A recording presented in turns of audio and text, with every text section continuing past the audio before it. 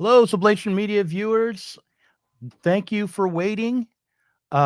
We accidentally scheduled this stream so that it looked like it was going to start at 6:20 in the morning or something like that, and I had to go in and change it. So if you've been waiting since 6:20 in the morning, I apologize. Today we're going to be reconsidering the WPATH files. We're going to go over some of the criticisms that the report from Schellenberger received, and we're going to be talking about the TikTok man. I'm Douglas Lane, the And I'm editor. Ashley Frawley. Oh, sorry. Yeah, you Ashley Frawley. I'm the editor of Sublation and CEO and author of Bash Bash Revolution. I always have to plug my novel, Bash Bash Revolution. And Ashley, you have a book out now too.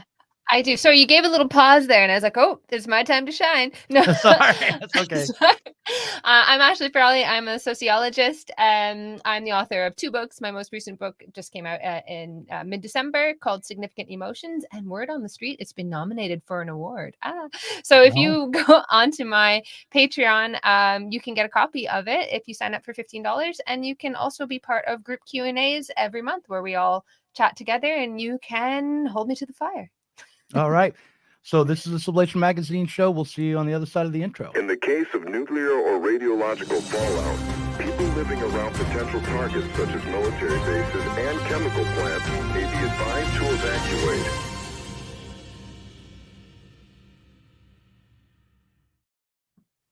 All right. So, Ashley, we're going to be discussing again the WPATH files. We did that last week. And I received some comments, from patrons and from people who were just leaving comments on YouTube that we needed to address some of the critiques of the WPATH files, particularly Erin Reed, I believe is the name of the woman who took on fact checking the WPATH files. And I want to fact check the fact check here today. But you are also working on this. You've been writing for an article about the WPATH so files. I'm writing for Compact Magazine this week. Looking at the rise of the phenomenon. Obviously, like, trans in some form or some shape or form has been around for a very long time, but there's obviously something else going on here, in the sense that I do think that culturally we are working through some issues. And I'm trying to figure out kind of what is happening culturally, because one of the big arguments that people will make is like, oh, it's been around forever. We're just getting, for anything. They say this for anything that is becoming really powerful, like the rise of anxiety, the rise of depression diagnoses, more and more trans people, whatever it is. And they will often say it's because we are more open about talking about it as a society. However, there are very clear trends in the way that things will rise and fall. And this is actually the topic of my book that has come out, is the way that certain sort of frames for making sense of things appear and or relatively disappear in our culture, and trying to explain how that happens and why that happens. So, for instance, what was then called, and I've said this a few times, but what was then called multiple personality disorder in the 80s and 90s went from something that had existed but was relatively uncommon in the past to tens of thousands of diagnoses in the 80s and 90s. And there were predictions that every major US city would have a MPD clinic, and that there would be like hundreds of thousands. And now it's kind of gone away, not completely, because the WPATH files seem to show that there was sort of a prevalence of dissociative identity disorder and trans identities that practitioners were trying to work through. But I don't know how common that is. But it certainly hasn't just disappeared. But it's not that are we just like less good at recognizing it, or something that was very powerful became a very powerful way of making sense of specifically trauma and childhood trauma has now receded. And it's not because we're not as good at identifying it. In fact, over time, the diagnosis has, refined and changed. And it's not that we're not casting as broad a net anymore. If anything, there's a tendency for diagnostic brackets to creep and become wider. As, famous article by Haslam and colleagues talks about concept creep. And there's a tendency for diagnoses and concepts of harm to actually get broader over time. That's certainly the case for a lot of psychiatric diagnoses. So there's something going on in the society and the culture. And that's what I'm trying to put my finger on. Now, the interesting thing is the comments that we got on that stream last week were like the kind of things that you would expect, just people flipping out.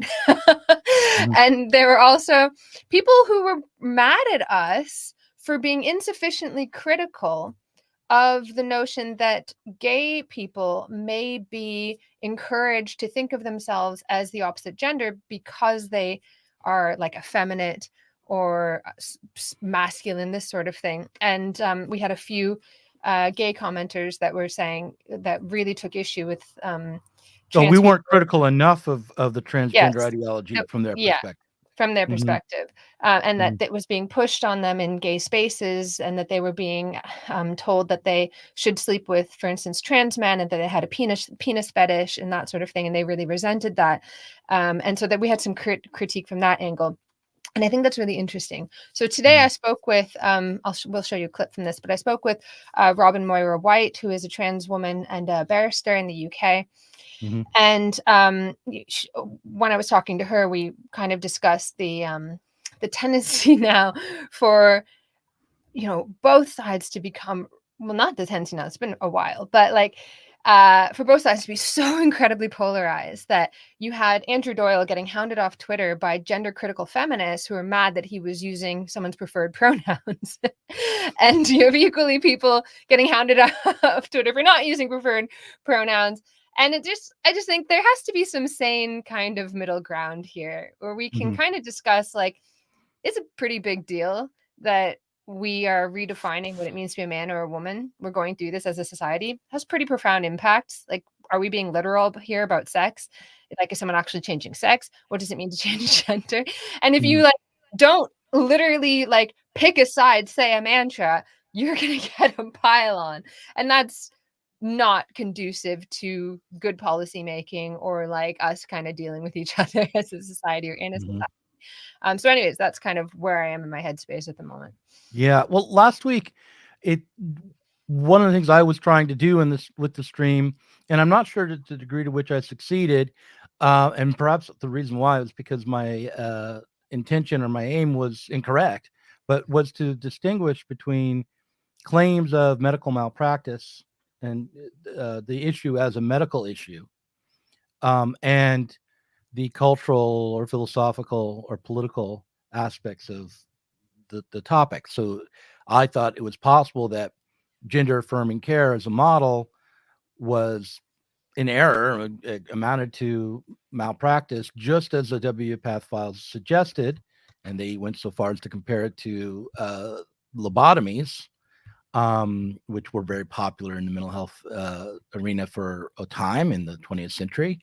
And so I thought we could talk about that. And I wanted to claim that we can be reasoned, scientific people without dragging in cultural and political baggage when we analyze these issues. I think that was a bit naive, but I do think it's still worth trying to do that. At least uh, talk about the medical aspect of gender affirming care and transgender medicine, um, because there is still quite a lot of debate there. And I also, I guess I want to point out that one of the turfiest journalists in the world, Jesse Singal, actually, he's not at all turfy, but I was like, but what? Jesse Singal, who's been targeted by GLAAD and attacked by a variety of people who are activists, um, mentioned in his latest podcast that he had received the WPATH files a full year before this report from Michael Schellenberger came out, and that he decided not to publish it or work with the material because, the material comes from WPATH forums, so on their website, and anyone could participate in those forums simply by paying a couple $100 a month, a year, to become a member. So you don't have to be a clinician, you don't have to be an expert. You can simply pay your dues and participate in the conversation. And because of that, he felt that it would be very difficult to weed through the WPATH files and pick out those comments that were truly representative of transgender medicine, and those that were just ideological expressions from people who joined the organization.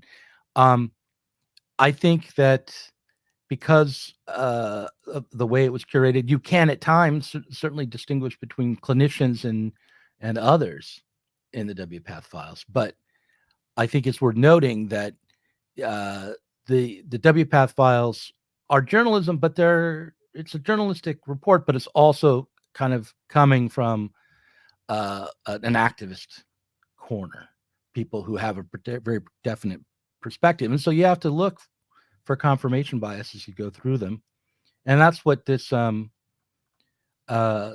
journalist who works on Substack did with the Wait, fact before we check. go into that, can I just address some of the comments? So Yeah. when I was talking about what the response last week, someone said, Secret Agent Dan said, "Oh, sorry," and the host flipping out. Yes, so and for anybody who doesn't subscribe on Patreon, that's where the spicy bits are. So link down below if you want to get in on that, and you can see, of course, all of our second hour every week, going backwards as well. So there's Can you I got some quote time to you kill. about how you felt about the Patreon last week? Can I quote Go you? on. Yeah. Okay. You said it was a lot of fun having 4 men tell me to calm down for an hour. So that was something like that. No, it was worse than that. It was like,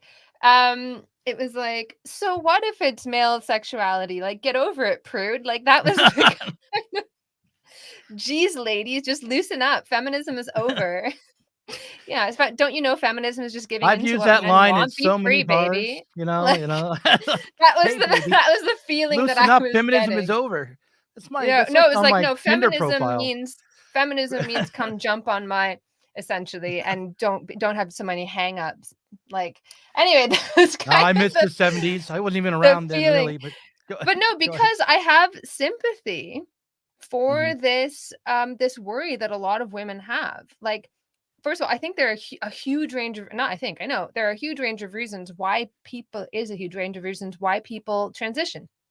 And Mhm. I've talked about this before about, and then Kushlik gets mad at me, where it's like I have a lot of sympathy for people who are gay, who are attracted to straight people, and they feel that it would be easier for them if they lived as the opposite sex.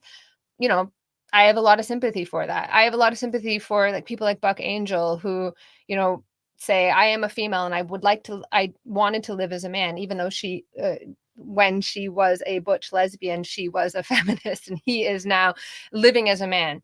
I think that's fine. That's great. I think we should be able to play with gender, that sort of thing. All good. I think, but where I have sympathy is this worry that there is a growing area of male to female transitioners who are doing it because they like it sexually, and I don't, and like they are aroused by the idea of themselves as women. And people, and like you guys were telling me on the stream, oh yeah, but like women get aroused when they're getting ready. No one gets aroused by the sight of themselves, like literally not a single fucking. You're like It's so sitting there. disappointing to hear that. I'm so sad No, and by also that. like you're conditioned to hate yourself as a woman. So like the idea, yeah, it's just weird. It's a strange thing. And now I don't know how much of that is panic. I don't know how much of that is like, oh, it's just weird and maybe I should get over my hangups and who cares if it's, but there's like a comment on under one of Robin's videos that was like, we're told as women we should be okay with men in women's spaces because they like to wear women's panties when they do it.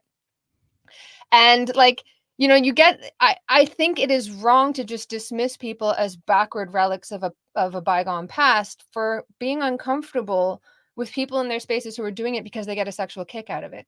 And as I said, I don't know how common that is. Robin said that it's not common at all. We had commenters who were saying it's like a huge number of people. A lot of the people online who have issues, who've put issues forward, they are going through Reddit posts and talking about and showing like all the different ways in which like it's clearly a fetish for some people. and as a woman, that's quite disturbing. At the same time, I don't want to get dragged into a panic. So I don't know, but I have sympathy for that. And I don't think it's right to kind of say like, ladies, loosen up. I think Like it's we are generally not a great line. I mean, it but makes we're it sound a conditioned little our bit whole creepy. lives. Like we're conditioned our whole lives to be agreeable and be nice. Just be nice. Just be nice. And like the women who aren't nice, they get dragged big time, big time. Just be nice. All you have to do is affirm. Well, no, it is a difficult thing. Even if, let's never mind the sexuality thing, just deciding what we mean by sex and gender. Do they mean the same thing? In some contexts, they seem to mean the same thing. They're used interchangeably. In other contexts, it matters quite a lot. Well, what do we do about this? How do we navigate it? In some situations, it's no big deal. In other situations, it is a big deal. Let's have an open conversation about this. Don't just sort of like tar everybody. So Do I you want to worry run the about clip? that. Oh, well, the other thing was that I also have sympathy for what Kushlik is saying, that like there's the issue of like, is it okay to be an effeminate boy? And now you have this ideology around, are we looking at effeminate boys as like, oh, well, that's just one way of being a boy, who cares? Or are we like, oh, flag, you might be trans, right? So this is also really, really tricky. And because, human reality is so it works so dialectically with our labels and the categories that we use to describe that reality, it has consequences. The dominant ways that we make sense of who we are at a given time have profound influences on what we become. And it's not just like, oh, but it's not a real thing, we're just misdiagnosing something. Well, what's the difference between an effeminate boy who will grow up to be a gay man and an effeminate boy who's really a girl, particularly if you police gender norms so much that like if you like dresses and stuff, you might really be a girl. And people say, well, that's not really what's going on. But then if you kind of push people, it's like, well, I knew because I like dresses. And it's like, why is that bad? Anyway, so it's complicated. Anyway, so run the clip with Robin and what she Okay, said about that. I will, and then I have something to say about. Well, let me just say one thing about what you just said. When we get to the critique of the WPATH files, one of the issues that is explored is how do you determine who is actually suffering from gender dysphoria, who actually has an identity issue, and who is simply gender nonconforming. Those are separate categories, and no one really denies that. But there's still the question of whether gender affirming care will sweep people up. That model will sweep people up who are not actually suffering from gender dysphoria, or who might desist on their own, is what's being debated. So let's run this clip though, that on what you were talking about. One of the issues that you see online definitely is this fear among women of this idea that a portion of trans people gain sexual arousal from the thought of themselves as women. In fact, on one of your clips on YouTube, if you look underneath, like one of the top comments is like, we're supposed to be okay with a man in the ladies' room because he likes wearing women's panties while he's there. And so and it's just everywhere. Like it's like every single trans person has a sexual fetish. That's kind of the idea. There's so many reasons why people transition. Never mind the fact that they're like female to male transitioners and so on. But they worry about being forced to play a part in a male fantasy, which is not illegal, but is still something that women find discomforting. This notion that I don't know if this person has a sexual fetish. They might do. And are they getting off on the fact that I have to say that they are a woman? How do we navigate that? Well, I have to say that analysis, which largely originated by a researcher called Blanchard, has largely been debunked. So that the proportion of trans people, if they are trans people who are doing it for that reason, is once again tiny. There are certainly a few. There are a few quite prominent people who make that statement. It's tremendously offensive to most trans people. I couldn't have put a label on it, but I knew I had this profound sense of wrongness about the way I was perceived publicly from the age of 7 or 8. Now that's not, that isn't a sexual fetish. And it certainly isn't any part of, the reason I transitioned. So, the problem is that researching the area now is virtually impossible given the toxicity of it. And that slur is just too widely used and too nastily used. It's how do you respond to it? It isn't me. I mean, are we then to exclude lesbian women from female facilities? There was a time. I mean, a very prominent anti-trans campaigner is Martina Navratilova. And there was a time when the papers, because she was a lesbian, the papers, the tennis reports were full of complaints about her or comments about her being around young tennis players, and headlines like "Martina is turning young tennis players gay." Well, we learn as a society that that's not how life works. And I'm afraid to say we've got a bit of learning as a society to do about trans people still. Well, what did you think of that answer, Ashley? I found it interesting because she seemed to imply, and I'd spoken to her beforehand as well, and she talked about particular individuals in the public sphere who had said that they transitioned because of a sexual proclivity, like that they were attracted to the idea of themselves as women. And she kind of implied that she was like, if these people really are trans, anyway, they're a really small number. And it seemed like it was necessary to kind of downplay that. And which was interesting because when we were speaking in the parrot room last week, you were all saying, well, who cares? Even if it is a big portion of it, what's the big deal? And, Secret Agent Dan said, just loosen up, ladies, is a bit of a caricature of Spencer's position, isn't it? I'm not sure that it was. It was like, so what if it's sexual? Like, everybody does things with a sexual drive at the end of the day, you know? And I think the whole like bathrooms thing is really unfortunate because it's so panic riven, like, and it's led to that situation that Robin describes where the people that have like caused a stir in bathrooms are actually just butch lesbians, which makes no sense because the panic is about trans women, so men trying to pass as women, but butch lesbians look masculine. That it's created all of this stupidity and confusion. So I do think the whole bathrooms thing is ridiculous, but at the same time, like, maybe the answer is, and Robin said as well in the interview, like, well, we deal with crime when there's crime. So that's why I said it's not criminal to like be in a women's space because you find it sexually exciting, but it still makes women highly uncomfortable. And I guess, like, I don't know, maybe we lost this one. Maybe women just kind of have to suck it up. Maybe there will be some people who are in that space because they find it sexually exciting. And maybe it's a small number of people. And we just have to tuck those worries into the back of our heads. Well, I thought there were a couple of interesting things about that answer myself that I want to bring up to see in kind of in response to you as well. So, first of all, she claimed that Ray Blanchard's research had been debunked, and I have never encountered what I would think was a completely convincing refutation of Blanchard's research. Not that I think his research is necessarily true, but I just haven't encountered and nothing was cited in that answer.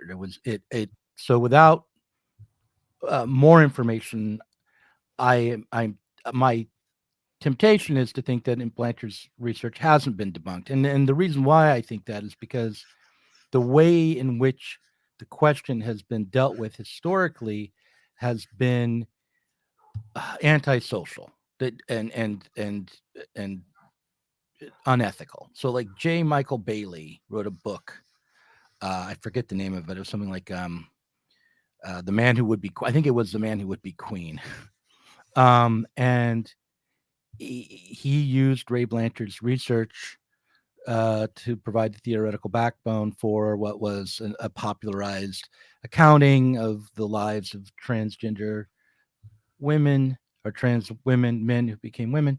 And he was very sympathetic to his subjects. He took the attitude of, yes, these are men who get off on the idea of themselves as women, and there's nothing wrong with that. That was his position, but nonetheless, for stating that, he was uh, attacked, in ways that involved even stalking his family and uh, trying to get him fired and all the usual things that you think about when you think about cancellation, but to a pretty high degree. So that was the way in which I know that Blanchard and J. Michael Bailey were debunked. It was by basically a massive amount of social pressure at times on a criminal level. So that would be the first thing I would say. And then the second thing, though, is that when she moved to the question about lesbians in bathrooms and locker rooms and such, that was actually taking up the idea, well, what if there is a sexual component?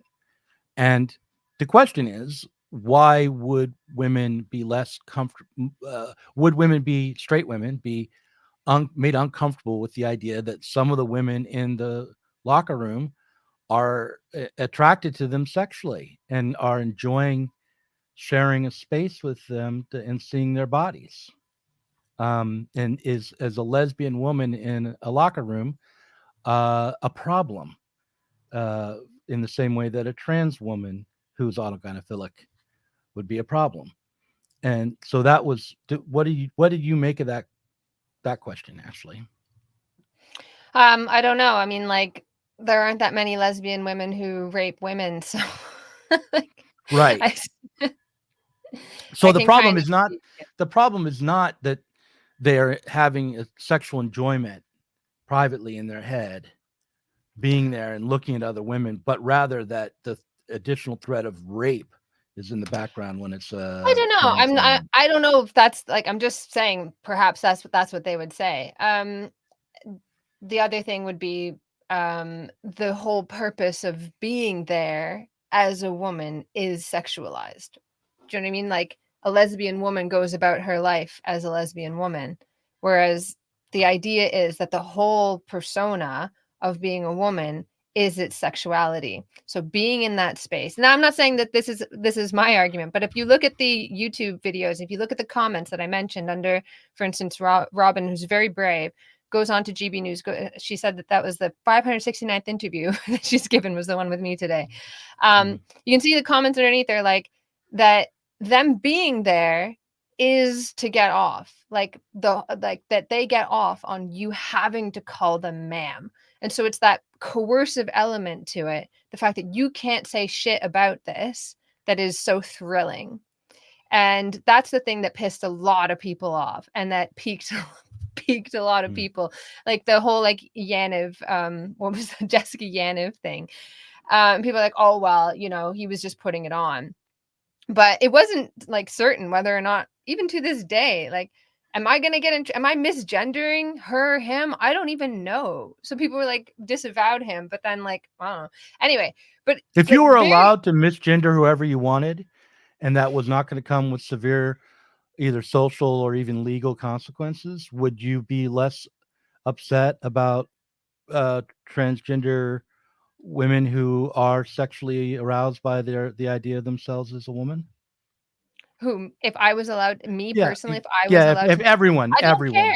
I don't desperately feel the need to misgender anybody. In fact, but no, I'm on the team be nice and refer to people as the gender that they wish to be referred to. I'm with you, but I mean, I have a problem when that becomes part of a legal issue.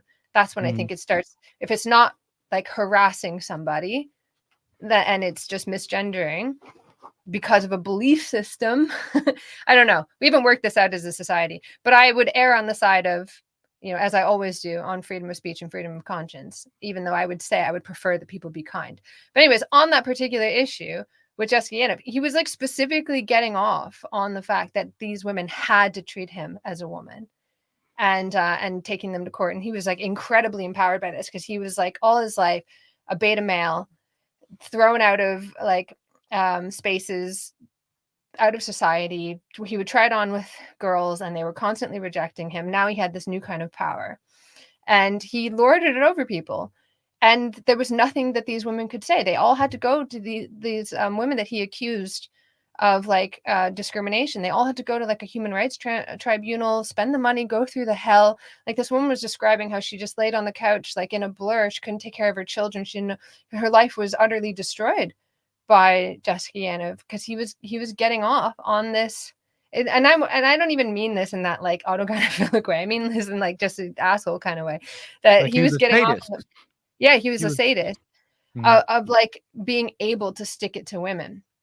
And like, I mean, there's a small, tiny little bit of it, but like that's a thing that really bothers a lot of people. And this is what has overrun the whole internet discourse. And somebody commented, like, even this framing is incredibly reactionary. Even that we're talking about it in this way is incredibly reactionary. I think we need to talk about this because that's the thing that scares a lot of people. And we need to know, like, even if it's a small number of people, that idea that it's, it could be a sexual predator who's Mhm. like, that scares people.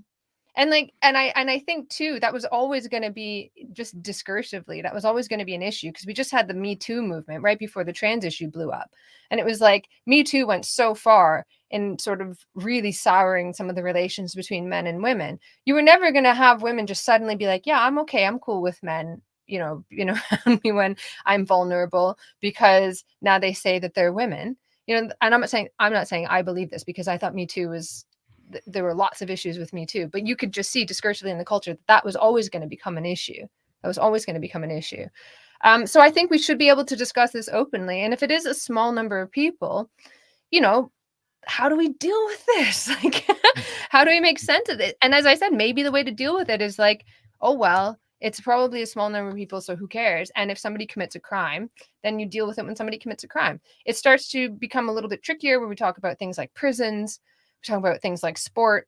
And I think, a lot of the stuff, like I've been following a lot of anti-trans accounts, and that's pretty much like the main thing is the fetish side of it. That's the thing that they really take issue with.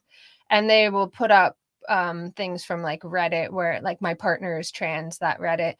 And there are a lot of assholes on there who are manipulating their partners. And I don't think that's a trans issue. I think that's a people being assholes issue. And I think generally we have a lot of this in society where people don't give a shit about each other because they're narcissists.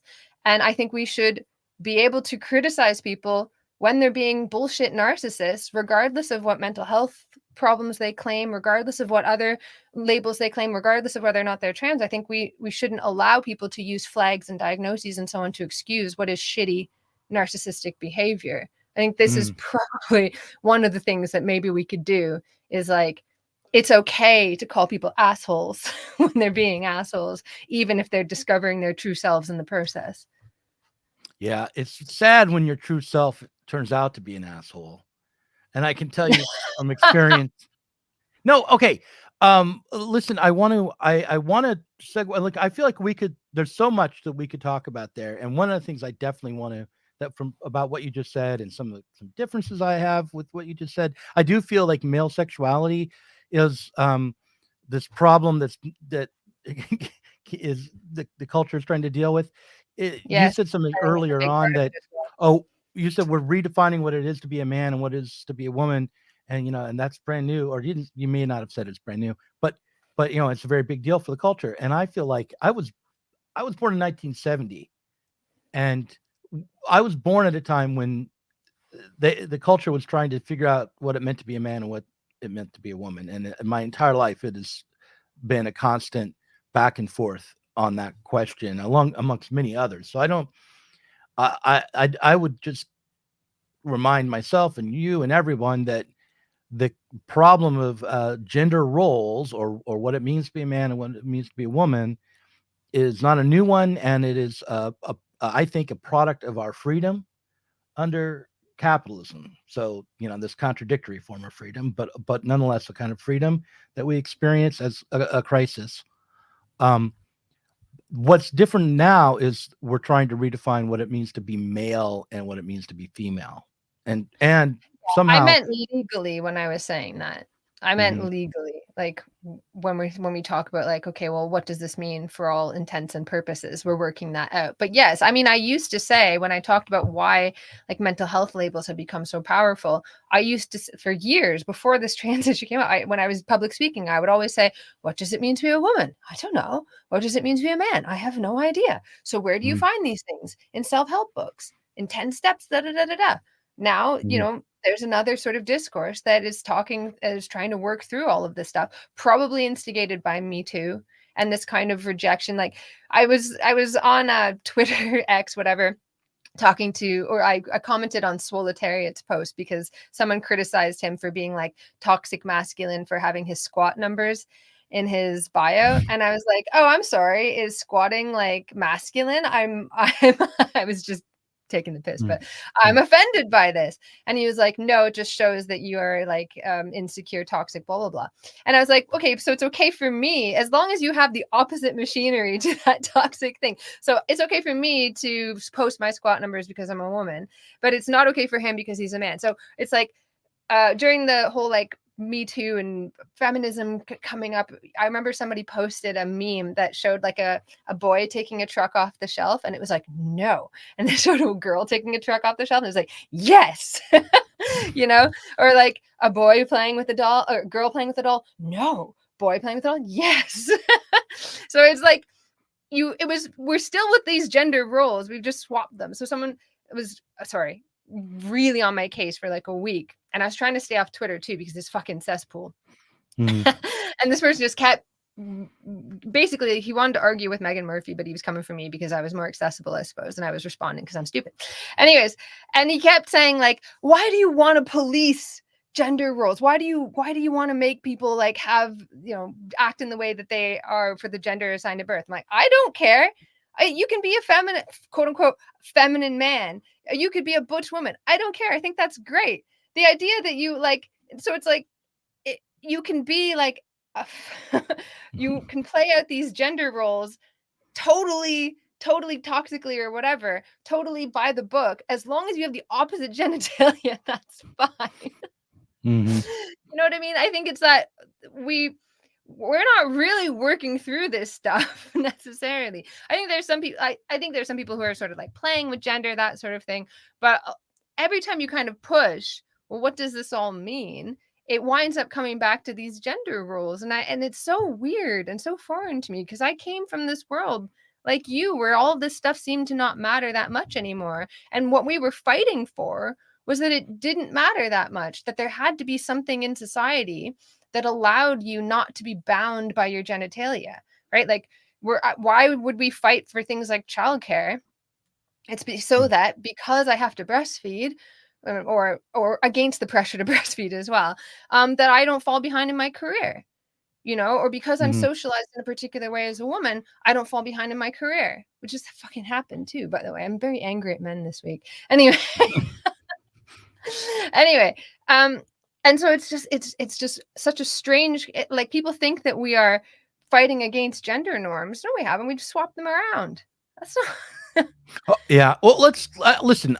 I want to talk about the medical side of this, the WPATH side of this, because we only have about 20 more minutes left for this stream, and there's a lot to go through. But look, obviously, when you poke at the transgender question, all the reality of the war of the sexes, the inequality built into society, the different ways of framing those issues, all of that comes spilling out. And we have had, at least like in the 21st century, we've gone through waves of concern about sex and gender again and again, and then it will shift away, but it's never resolved. And the other thing that happens is the old arguments come back. They seem to be resolved, and then they come back. Yeah. And so Satanic Panic was about this as well. Like changing gender norms bubble up in all sorts of ways. It bubbles up in the obesity crisis. Like there's an undertone of like women aren't doing their expected roles. They're feeding their children fast food because they're not in the home anymore. Anyway, sorry, go on. Right. So, but let's talk about the medical side of it now, because Aaron Reed is a Substack journalist, and I love Substacks. That's not a slam in any way. And wrote this piece called Fact Check 216 Instances of Factual Errors Found in Right-Wing WPATH Files document. I wrote down a few of the facts that she checked. And the major fact that was being checked was whether or not transgender surgeries and other medical treatments produce positive outcomes. And that was it made me feel a little uncertain about Erin's ability to fact check, because that was one of the facts that she attempted to check, like as if you didn't have to get into the weeds in order to determine that. So I'm going to skip over that aspect, or that first fact that she checked, because I think that you can't resolve that in one go. But the next fact was about orgasms after puberty blockers. And the WPATH files reported that one of the possible outcomes of medical intervention for gender dysphoria would be that you could have a difficulty having an orgasm, that you would have some level of sexual dysfunction, and that there were a variety of ways in which that could occur. Even hormonal treatment can at time doesn't always by any means, but can produce sexual dysfunction. And they quoted in WPATH the president of the organization admitting that puberty blockers, when introduced early in puberty, in what's called Tanner stage 2, which is the earliest stage of puberty, when puberty is presenting, when you can tell that the person's going into puberty. If you introduce puberty blockers at that stage, it is actually, the president said it's 100% likely, but it's obviously an overstatement, that that person will not be able to achieve orgasms later. So Erin claimed that there were studies showing that most of the time you can achieve an orgasm after a medical intervention. And we're not just talking about puberty blockers here, but the vaginoplasty as well. So she cited a study which was entitled Patient-Reported Aesthetic and Functional Outcomes of Primary Total Laparoscopic Intestinal Vaginoplasty in Transgender Women with Penoscrotal Hypoplasia. So penoscrotal hypoplasia, that is when you've introduced puberty blockers in Tanner stage 2, so the penis is too small for a traditional vaginoplasty. You don't have enough material there to build a neovagina, so you have to use part of the intestine to create a vagina. And they were studying the sexual function of females, or transgender or trans women who had received this procedure. And it's an unclear study. I didn't get I only could read the abstract and some clips from it because I didn't have access to the academic study. It was behind a paywall. But I do have say, access to these things, Doug. So next I should time when ask you're you. doing this research. Yeah. But one of the things that's clear is that it does not make any particular claim about sexual function. That is basically, it says that there's a low rate of success in terms of sexual function for these women, but that there's a high rate of satisfaction. So they used a variety of surveys to assess the outcome. One of them was a female sexual function survey, and the scores there were low. But But when you throw in subjective happiness, satisfaction with life, Cantrell's ladder of life scale, the female genital self-imaging scale, and the Amsterdam hyperactive pelvic floor scale, you have pretty good results with this procedure. However, only the female sexual function survey or scale addresses whether or not you're achieving orgasm or climax. And so Reed in the fact check conflated overall satisfaction with orgasm and kind of muddy the water and make claims that there was a high rate of climaxing, that the study showed that. And from what I can see, that is not the case. If that a low score on the female sexual function would indicate, I would think, a low rate of climax, although maybe that's a very male-centric approach to sexual function. It is. But anyhow, we're talking about natal males anyway. So there's that fact check. Oh no, they have to enjoy levels of sexual satisfaction that are akin with natal women. What did horrible. No, they should kidding. hold on. If I was going in for this procedure, I would want to know that I was going to be able to continue to have orgasms like a man, even as a woman. That's what I would want personally. And I wouldn't want to give that up. All right. Let's see. Then reclaim. Go ahead. I just want to say while you're sort of looking at that next point, there were a lot of comments while we were talking about the fetish thing, like don't get too bogged down in the fetish thing. I think that's good. I didn't want to frame the whole discussion in that way, but I did want to put forward that like that's the thing that's freaking out like most of the people online. And I don't know, like I think we probably need to work through that.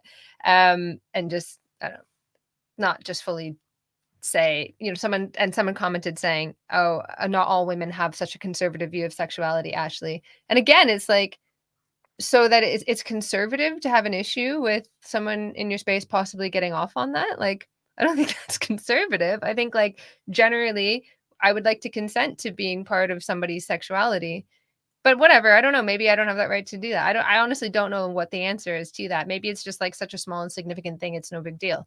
Probably it is. Anyway, but the other thing is that, I don't want all of that to get out of the way of the medicalization question, because that's really what all of this is about. People last week were saying like, oh, well, isn't this kind of like transhumanism and body modification has been going on, throughout human history. And I actually agree with those arguments. Like, I think you should be free to modify your body. I think it's great to be able to transcend our biological differences via technology. I think what this report shows is that we're not really there yet surgically.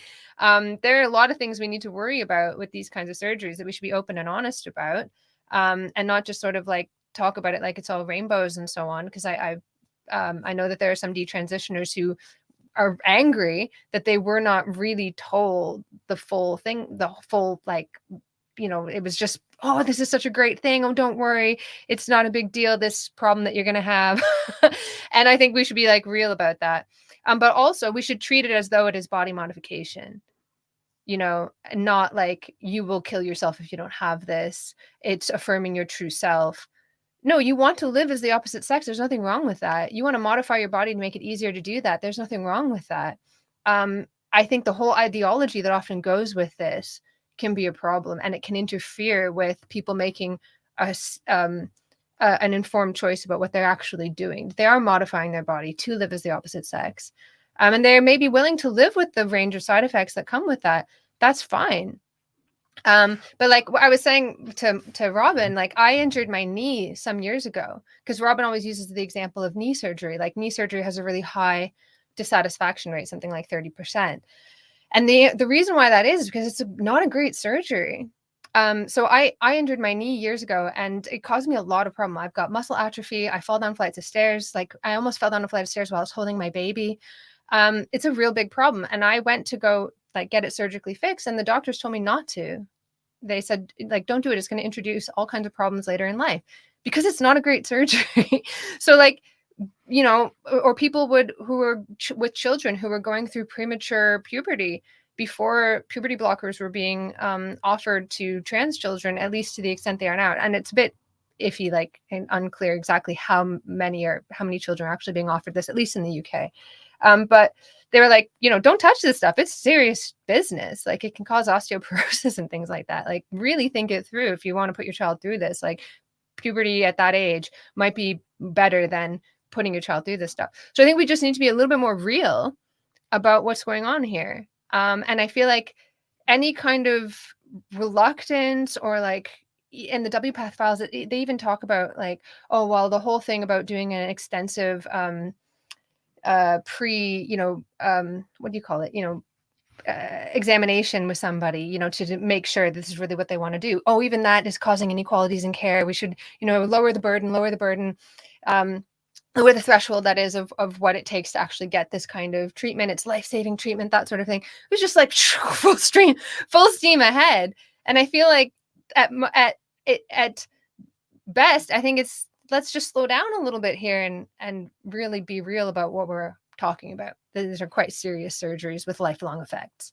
Sorry. So, of course, one of the big problems that the WPATH files points to is the difficulty in getting informed consent. So no one is sort of claiming that you can't or should be barred from getting any of these procedures, but rather that a lot of this has to do with informed consent for children, and also for adults who may be suffering from mental illness that hinders their ability to give informed consent. But in any case, the first fact check that I really analyzed from Aaron Reed, to me, it was not a fact check, and the facts did not support the conclusion that Aaron Reed reached. The next fact check, Aaron Reed claims that the WPATH files conflate gender identity and sexuality, and says this is a factual error. In reality, I don't think this question can be settled on a strictly empirical basis. Her refutation of the claim that transgender surgeries are kind of conversion therapy for homosexuals is that the majority of transgender individuals do not identify as straight after transitioning. Now, to me, this only speaks to ideological confusion.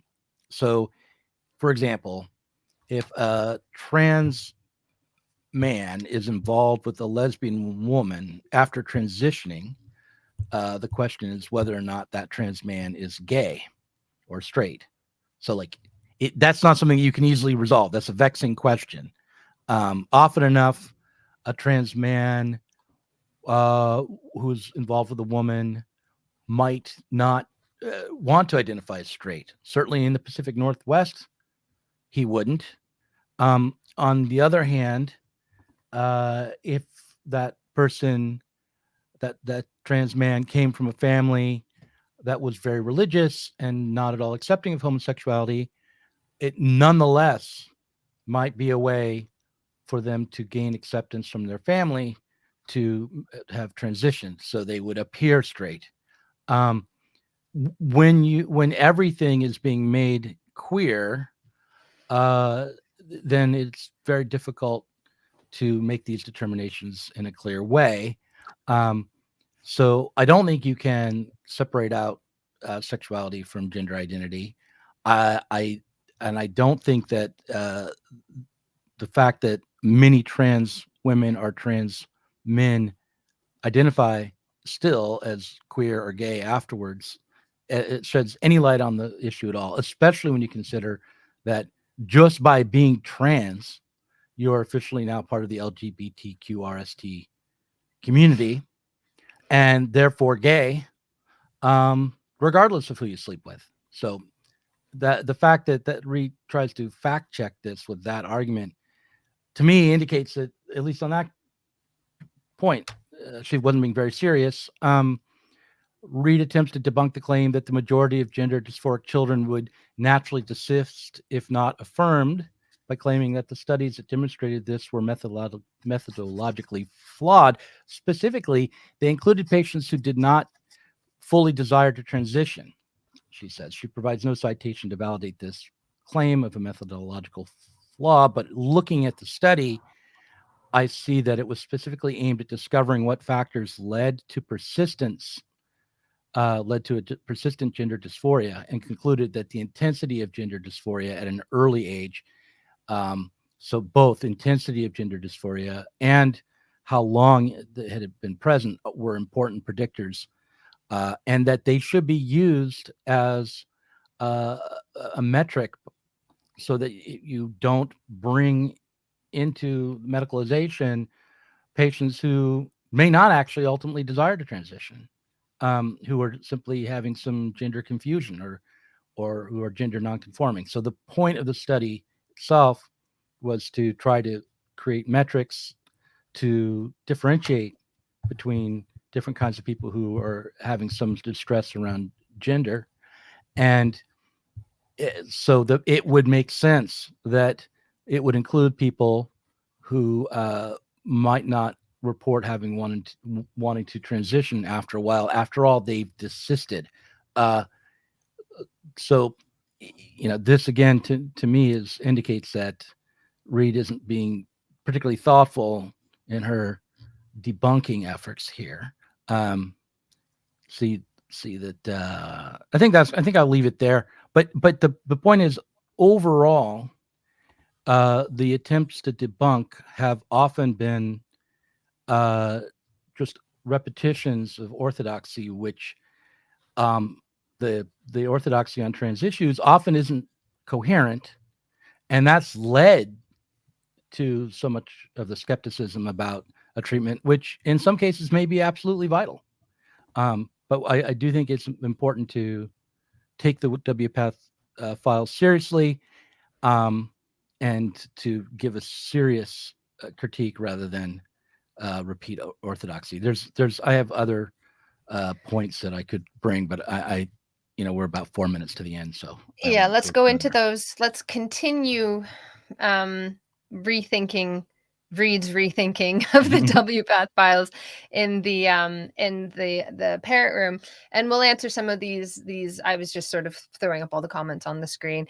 Secret Asian Dan's getting mad at me again about something about you shouldn't go out in public if you're afraid of what thoughts people might have in their head. No, but the thing is, you can think whatever you want, but I'm not compelled to affirm that. Do you know what I mean? You can't drag me to court or make me lose my job because you want me to say things to you that get you off. But you can do that now. So that's the thing that people are worried about. It's like, I now have to affirm your sexual proclivity on pain of losing my job, or getting shunned from public life, or even being taken to court, as J.K. Rowling is constantly threatened with. Like, every day she's like, go ahead, take me to court. Like, she's like begging them to. She's like, don't worry, I got a team of lawyers that are ready to, like, let's have this out then. So yeah, that's the thing, is that you can't, like, you can think whatever you want in your head, but I don't know anything about it. Now it's like, no, now I have to know about it. And I can't say, if it makes me uncomfortable, I'm the problem. And, I was talking to my friend the other day, and he was like, I think a big part of this is not a big part. Well, there were some comments in the chat that said this too, like, male sexuality became really, really stigmatized in the culture as predatory and that sort of thing. And for some people, this is a form of male sexuality that is affirmed by the culture. And maybe that has a power to it. Maybe that has a draw. I want to read a tweet that was aimed at you from somebody who you've muted, and then we can talk about it in the parrot room. Remember I told you this at the beginning, this anonymous DSA member? Is that all right if we end with this and then we can talk about it in the parrot room? Sorry, you're still coming. How do you know about it? Well, I don't know, but if I say the wrong thing, you're gonna let me know, aren't you? Like, how do I know? You might be, I don't know, have a 5 o'clock shadow, but that might be how I might know about it. But that's the thing, is that you don't know about it if the person passes. But interestingly, the people who pass tend to be the ones who are the gay men. Anyway, let's talk about this in the parrot room. Yeah. I want to read this tweet. Ashley, I want to read this tweet before we go. Right. From an anonymous DSA member, because I feel like it sets up what we'll talk about in the parrot room, which is going to be all of these trans issues arising in a moment where the attempt to control speech has reached a fever pitch, and they're attempting to grant the president of the United States the power to just decide which media companies can exist and which need to be shut down. And so this is the TikTok part of this stream, which we will only get to in the parrot room. But I want to read this tweet from an anonymous DSA member, and says, "No, I think we all acknowledge this is in response to you saying you're tired of people pretending like complicated political issues are really simple and you simply have to take one position or another, and that you shouldn't debate it." And he said, you said you found that really annoying. And they say, "No, I think we all acknowledge that people can disagree with a specific point or issue, particularly civil rights matters. The question is, when we have an impasse, what happens? If you disagree with, say, my right to live in the neighborhood because I'm Black, do you get the chance to organize and bar me from living there? This is a fallacy at the center of the marketplace of ideas, ideology. It pretends as if these matters are entirely without stakes and value neutral. There are values behind these decisions, and people's personal rights and freedoms are affected by them. So I don't pretend that both sides are valid or hold equal moral weight. I'm honest about whose side I am on and who I oppose, and I don't pretend like a compromise is valuable or even possible in many of these scenarios. So on the trans issue, one side is fighting for their rights to self-expression and respect. That's exactly what I'm criticizing. They're like, basic right how within could you society. possibly be against this basic right? It's Yeah. that. Yeah, the You other evil, side is mean fighting to, person. now he's talking about you. The other side is fighting to ban and criminalize this form of self-expression by painting trans activists as Literally groomers. not fighting to ban or criminalize this. Literally, Right. but it's amazing how people will completely like, do you not hear what I'm saying? Can you not hear me? Though, Are my lips moving, but you don't make out the sound? I have said, play with your gender, have fun, dress, wear, I will call you whatever you want to be called. I don't care. All good. Right? I think that there are some issues that we need to talk about, and that women are afraid because there is a sexual side of this. What do we do about that? Is it a big deal? Maybe it's not a big deal. I don't know. It scares me sometimes too, but maybe it's like, I think like sometimes I get swept up into panics as well. I'd like to be able to talk about this without Ashley, getting called somebody who doesn't care about civil rights and want to ban people. Do you know what I mean? Ashley, you say you Or don't like, want to ban things, but look, the WPATH files, if they are correct, and puberty blockers and hormonal treatment, and most especially the gender affirming care model, is a form of malpractice, then in fact, those who are advocating for this being taken seriously, for WPATH being taken seriously, are advocating for things being banned. No, like they puberty are blockers not. for young. No, Yes, they no, are. no, And in fact, the no, puberty it is blockers not. were No, just banned in the UK. no. That's what just happened. Go ahead. Saying that there's an issue with this, and that maybe that like we need to take this all into account. It's not just all yay, wave your flags. Doesn't mean we should never do it.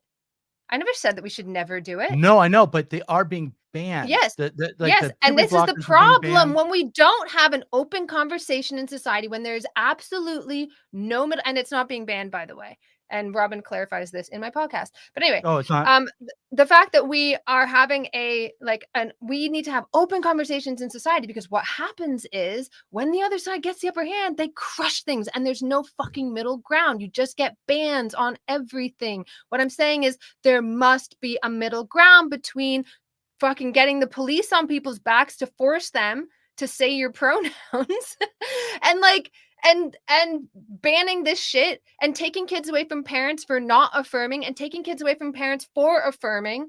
Oh my God, everybody, calm the fuck down. Let's have a conversation about this. Okay? All right. That is what I'm saying. That sounds good to me. But I do think that, okay, we'll talk about this more in the Parrot Room. People can go and join us there. I'll put the link to the Parrot Room side of this as a comment. I'll pin that comment. It is in the description now. See you in the Parrot Room. In the case of nuclear or radiological fallout,